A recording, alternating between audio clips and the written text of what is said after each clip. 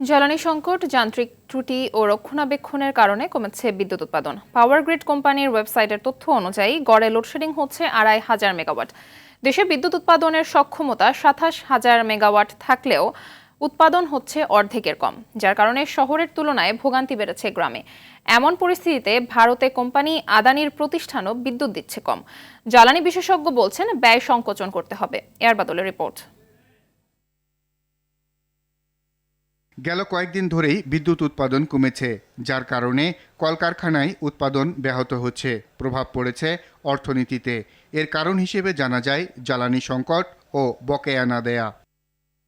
লোডশেডিংয়ের কারণে চরম ভোগান্তিতে গ্রামের মানুষ। ২৭,০০০ মেগাওয়াট উৎপাদন সক্ষমতা থাকলেও পাওয়ার গ্রিডের তথ্য অনুযায়ী উৎপাদন নেমেছে অর্ধেকের নিচে।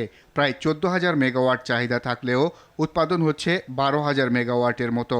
অন্যদিকে বকেয়ার কারণেও ভারতের আদানির বিদ্যুৎ কেন্দ্র বিদ্যুৎ সরবরাহ করছে কম, যার প্রভাব পড়েছে বিদ্যুৎ খাতে।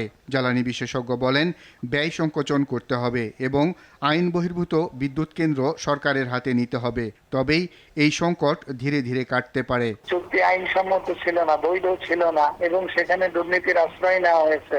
সেসব চুক্তি অটোমেটিক্যালি বাতিল করে তাদের কাছ থেকে ক্ষতিপূরণ আদায় করা যেতে পারে এবং ওই সমস্ত প্রকল্প বা বিদ্যুৎ উৎপাদন প্রকল্পগুলো সরকারের নিজের মালিকানায় নিয়ে আসতে পারে।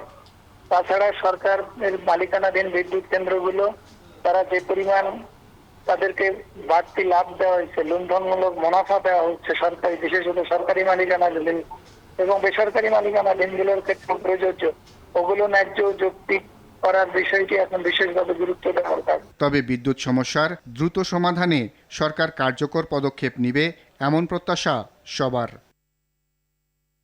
এ আর বাদল, RTV, ঢাকা।